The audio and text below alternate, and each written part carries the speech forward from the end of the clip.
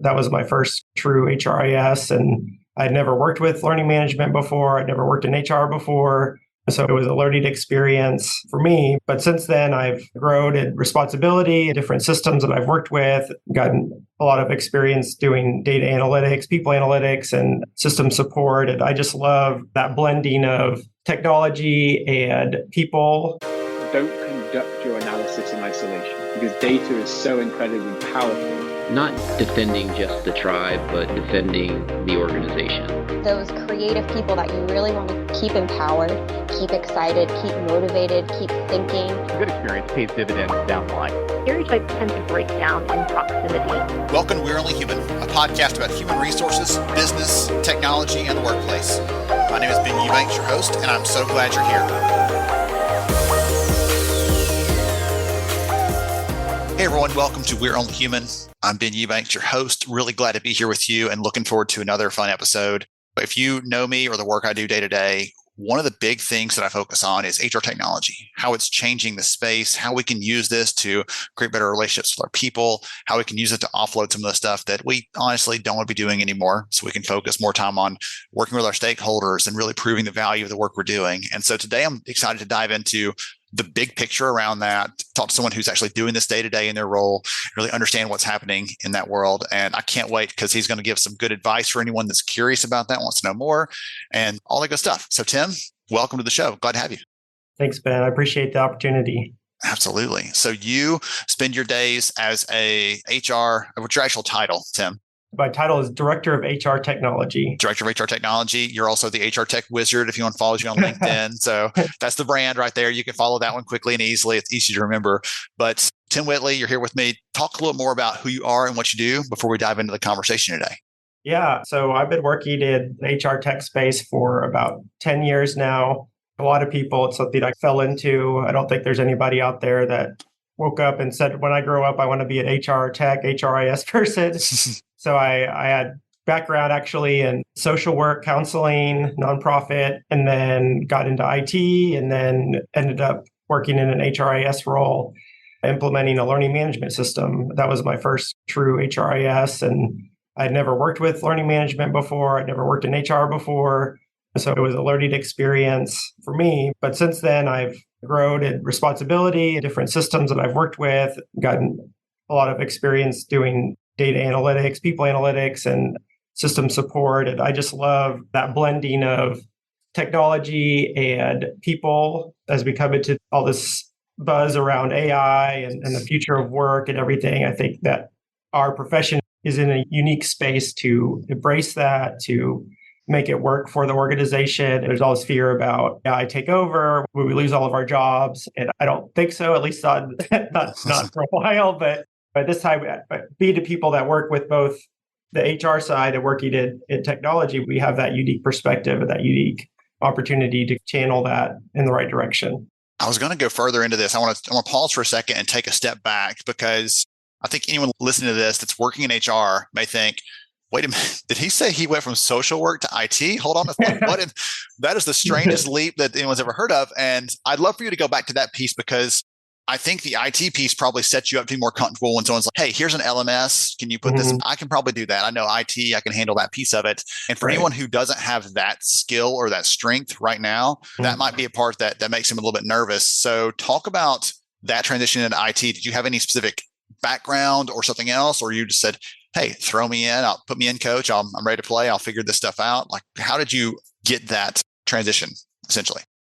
I actually was working at Quick Trip, which you may have heard of. Their big gas convenience store. They're based here in Oklahoma and Tulsa. I was actually working in one of the stores as an assistant manager. So I worked this really strange shift schedule where I worked 2 overnights, 2 early mornings, and 1 afternoon shift. And I did that for about a year and was just over it. So they actually had a position come open in their corporate office doing support, just frontline. A lot of it actually was really more store support, scheduling employees, directing them where to go, and then providing some IT support. So I was doing that. Actually, it was part-time. I was also going back and getting my MBA at Oklahoma State University. I was doing both of those things at the same time and was there for about 3 years, finished my MBA. And then just starting from that entry level desktop support, got more experience doing the IT, then transitioned into operations analyst type roles, working for a small company. They were a recruiting company, doing a lot of IT stuff for them, but just whatever. It was like a 15 employee company. So I was just doing whatever needed to be done and worked with their recruiting system a little bit. When I got the next job, I think maybe they saw that and were like, he's got enough experience. I don't know. I am so grateful. My boss, Anita, that hired me into that role. I'm so grateful to her to this day for hiring me into that HRIS role. Because I'm like, looking back, I'm like, I don't know if I was qualified, but she saw something and it really ended up being a great fit. I don't know if you've ever seen the movie The Pursuit of Happiness with Will Smith. Okay, yeah. He comes into this interview in an investment bank and he's wearing a ragged sleeveless t-shirt and everything. He had just had some legal trouble, and just shows up there. I didn't have time to go home and change. And the guy says, what would you say if I hired someone wearing a shirt like you're wearing? He must have been wearing some really nice pants. Like, that's the only thing he could come up with. That's all I'm thinking. Like, she may have seen something in you that you didn't even see in yourself yet, that said, like, this patchwork of other things you put together are just going to make you really well suited to this, whether it was being at the recruiting company doing this kind of thing, whether it was anyone listening in that's in the HR space is like counseling, like social work. That's a pretty close cousin to some of the things we have to do day to day with counseling employees and stuff. So you had a lot of those interesting pieces. Okay. I want to understand that part, because for anyone that says, I'm curious about this path Tim took, and I might be interested in going that direction myself and more deeply into the HR tech side, I wanted to understand a little bit more about where that transition to come from. So thank you for obliging that. Yeah. So you mentioned one other thing as you were talking through some of your more recent work, where you mentioned a little of analytics, a little of data. And I'm curious, do you think the HRIS sort of role, does that also end up making you a little bit of an amateur or also an analytics sort of SME within the business as well, just because you have to have your hands in the data, you have to know how to get it out of the systems, those kind of things? Do you think those things go hand in hand, or for you, was that more of a natural inclination? Like, I love the data and I'm going to make that part of this role, whether it is part or not. Which one of those is it? I think it's probably both. I think for me, I had an inclination towards it. I had never worked with data or anything, but as part of my MBA, I took some marketing analytics classes, and I know she has a really strong marketing analytics program, but I really fell in love with it using tools like Jump and SAS. I just seen, I don't know, it's like it just unlocked a part of my brain that I didn't know existed. And so when I moved into an HRIS role, there was some reporting that came along with that. We were doing a monthly headcount report and a monthly turnover report, but I was able, I think, to draw on that educational experience and that passion. And we started doing more engagement surveys and really diving into like our turnover data, like where are we seeing turnover, and are there other things that are tying into it from the surveys, or even business operational data, like how it's affecting absenteeism or productivity. So I think there's both. I think a lot more HR groups are starting to go into the analytics space, whether it's voluntarily or not. More leaders are asking for that information. Yes. They want to know where turnover is happening, how it's affecting their business outcomes. And so I think people are getting pulled into that. And I think there's there's going to be people that have more of a bent towards that. And I think a lot of it's curiosity, asking questions, not being satisfied with the first thing, like really wanting to dive deep into a why. If that makes sense. Yeah, absolutely. That's why I was asking that, because I think I'm naturally drawn that way. That's just how my brain is wired. The very first HR job I ever had, I had never had a real, I guess in college I'd had some classes on analytics or on stats and stuff, but no one said, hey, sit down, plug in all this data from the last 5 years of turnover and then look for trends in that. But I knew turnover was a problem for the business, and it was driving me crazy. Like, I was sitting there every day processing new hires, processing terminations, and sometimes the same person's paperwork in the same day. It was just a madhouse. We've got to figure this out. And so I started looking at the data for, like you were saying, what trends are there in there? What sort of, where can we spotlight something that might help someone to make a better decision? All that stuff. That's how I'm drawn. But other people would say, well, that sounds terrible. I don't want to touch that. So that's what I understand, because I like your point there that some people are volunteering for it, saying, I'm interested in this, kind of like I was, like you were. Some people are being voluntold by their leadership to get into it and have to start sharpening their skills there, getting more confident in it.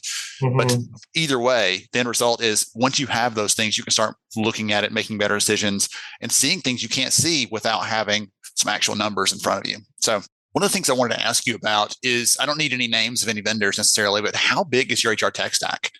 You had mentioned like an LMS implementation earlier. Do y'all have like 15 different systems? Is it just 2 or 3 kind of consolidated? What does that look like overall? It's like the strategy for that. It's pretty big right now. Not as bad as I've seen at some places, but we have a core HR system. We have a separate system for talent, like recruiting, learning, and performance. And then we have a separate system for onboarding. We have an employee relations system, an ethics system. So it is all over the place. I've seen there's places that they have a separate recruiting system, a separate learning system. And then you have all these add-ons, employee communications or recruiting tools and things. So there is a lot out there, and I think that's pretty common. Yeah, absolutely. That's why I just wanted to understand that a little bit, because I know everybody listening probably has their own setup a little bit, and some love it. Like this, we've got it like we like it. Some people are completely hating it, not thrilled where it is, and want to figure out a better way to do it. So I'm asking those, I was like asking those questions to see how things are set up.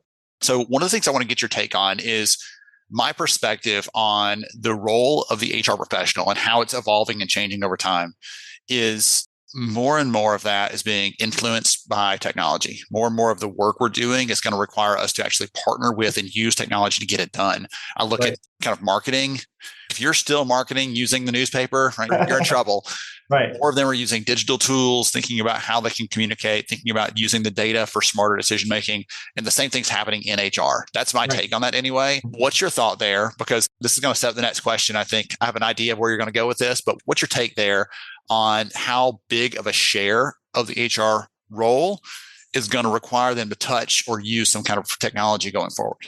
Yeah, I think it's getting to the point where it's a necessity to have some of that experience. And we hear a lot of people talking about employees now as consumers. We have certain expectations, like when we go on Amazon or whatever, we expect things to function a certain way when we're purchasing it. I think that's translating into HR.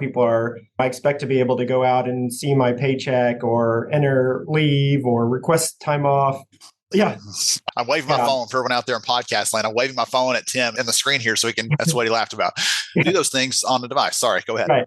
Yeah. So I think that's an expectation. And I think people are no longer satisfied with that's in this system or that's in that system. You're like, why isn't it all in one place where I can get to it? They have that expectation. But at the same time, I think there's a tendency to over rely on technology to see it as an answer to a problem that doesn't really exist, or it's not the true solution to a problem. Something I've seen a lot is performance. A lot of companies had these paper-based annual reviews, and then they want to move to an electronic system. So they buy something and they say, okay, we'll make this paper into electronic. And then they're like, now we have a digital electronic performance review system. And there's some administrative time savings in that HR people aren't having to go and collect these paper forms, put them into a file. Then when somebody wants to see them, pull them all out. But really from the employee side, the process of performance review hasn't changed. It's still a once a year, check the box type activity, maybe tied to their pay review, maybe not, but it doesn't really fix the problem of more performance review processes. So I think that technology can be part of a solution, but it's got to be a holistic process change. I think you go on LinkedIn, you'll see all kinds of opinions about how performance reviews should be done. But I think everybody agrees that the old once a year performance review just isn't cutting it anymore. So whether you want to do continuous performance review, quarterly reviews, 360, whatever, the systems make that easier. It'd be really hard to do a continuous performance review if every time you're doing it, you're having to write it down on paper and put it in somebody's file. A system makes that a lot easier. That I can go and I could do a weekly check-in with my people online, and I could go at the end of the year and look at all of those. Like that's super easy with technology, but it's got to be something that comes from the culture, and it's got to have that structural framework around it to make it work. I like that example because putting technology on top of something that is already broken, is already something people hate, you're more efficient at doing something people hate. And none of us. Right, exactly. Yeah. It's like we can now get to the dentist even faster. No, we don't want that. Let's slow that down. We don't want to do this. I remember the first time I had the same conversation, by the way. If we take technology out of this completely, I had the same conversation with our leadership team where they said, hey, I met this leader. They were telling us that they do these 4 times a year. Maybe we should do these 4 times a year. I said, wait a minute. If our managers already hate it once, why are you going to tell them, hey, this thing that you hate so much, we're going to make you do it even more often? No, we need to change the perspective on this and say, this isn't about just completing other forms. HR made us do it. No, it's how do we get the best out of our people? How do we make sure they're more valuable tomorrow than they are today? Suddenly that changes the conversation. And guess what? As you pointed out there, Tim, using the technology there, suddenly you can start seeing the bigger picture of, hey, these are people who are like, we think they should be performing really well, but they're not. What's going on here? And these are the ones that are like knocking out of the park. Are we making sure we're retaining them? Are we paying them appropriately? Are we giving them the opportunities to grow? Are we giving them leadership exposure? Like really giving you some ideas what's going on there. You mentioned the administrative savings, the time savings, and that was, okay, I'll admit that right here. I've probably admitted it on a stage before somewhere, but I tried to get us to buy a performance tool when I was in HR for the first time I ever pitched something. That was my sales pitch. And they didn't laugh at me, thankfully. They probably should have. But my leadership team was like, big fat no, not happening. And at first I was like, I can't understand why that. Oh, maybe I should have positioned it from the benefit of the employees with the benefit of them, not just for how it's going to help me out as the HR person. So I learned a lesson the hard way. All right. So I'm having so much fun here. I want to ask you for some advice. Let's say we have people listening in right now. They're in maybe they're earlier in their career or they're in an HR role and they're feeling a little bit stagnant, or they're really curious about this sort of data, this technology bent to the conversation. And they said, I would like to explore that a little bit. What recommendations, what advice would you have for someone that's interested in going down that path that Tim's gone down? And talking about you like you're not here, for strange. You've gone down. They want to follow that path. What recommendations or advice would you give them to start exploring that without having to go all in? I've got to go take these 15 classes and like that's a big commitment just to start testing the waters a little bit. Obviously they can go deeper. The more they learn, the more they are interested in it, but how should they start? Yeah, that's a good question. And I came into it from a different background, but I've met over the last couple of months, I've met several people who transitioned into HR tech through the HR. They were like an HR generalist or a consultant and for different reasons got pushed into more of an HRIS, HR tech role.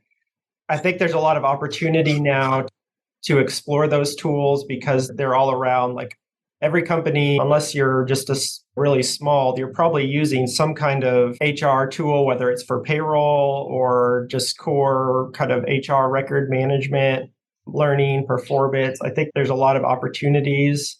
I know as an HRIS person, I loved when the HR consultants would come and they would want to see how our systems worked or they ask questions. And so I think that's whether you have an HRIS or you have a TP person that supports your HR function, I think building those relationships. I had a friend at my last company, Shayla, and we're still good friends. And she was an HR consultant. And that's where this HR tech wizard came from because she would call me that. Oh, you're like a wizard because she would, have a question and I could make something work in Excel or I could do something in the system that she wanted to change. But I think those relationships, that's where it starts.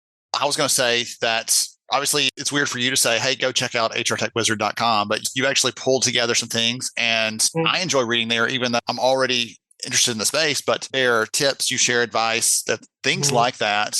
There are people just like you that are out there that are sharing insights on that. So someone that wants to go deeper there, that gives them a path to run on, ideas. And, I never thought about that. Goodness, I didn't know that was part of this or whatever else. But you also have a download that you put together that people can go and get, correct?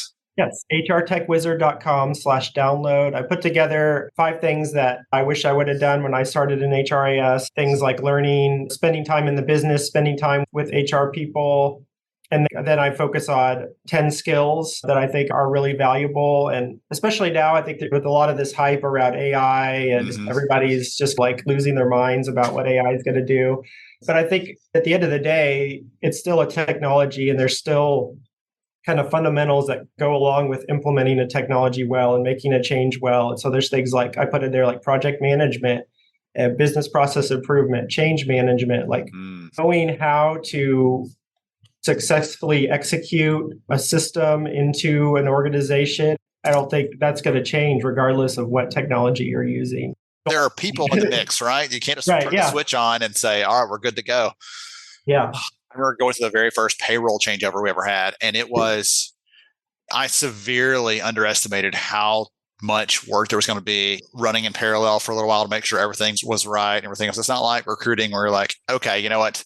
I can go and search the resume database if something Right. goes wrong or whatever. Like with payroll, if it goes wrong and we don't have something else ready to go, then this is going to be really bad. We're not cutting paper Right. checks and sending Ben out to the four corners of the earth to hand these things out. We're going to figure another way to make this work. Excellent. That was really good, though. I like that. I love that you've not just said, hey, here's the lessons that I wish I would have learned at the beginning, but also the specific skills. So someone that wants to pursue this, wants to go deeper there, can get all that good stuff. And again, I'll make sure the links in the show notes, hrtechwizard.com/download.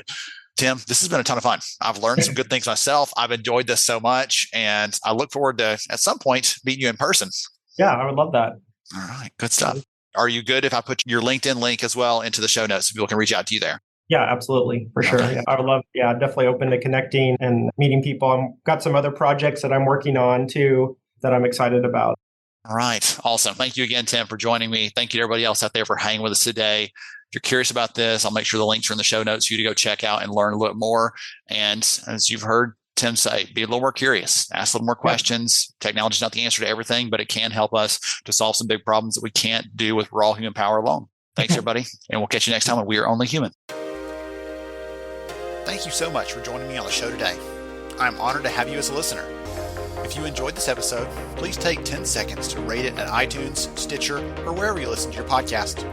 Also, if you know a friend that could benefit from today's conversation, please pass it their way. After all, a rising tide lifts all ships. To see show notes, sponsor information, and our full show archives, visit onlyhumanshow.com.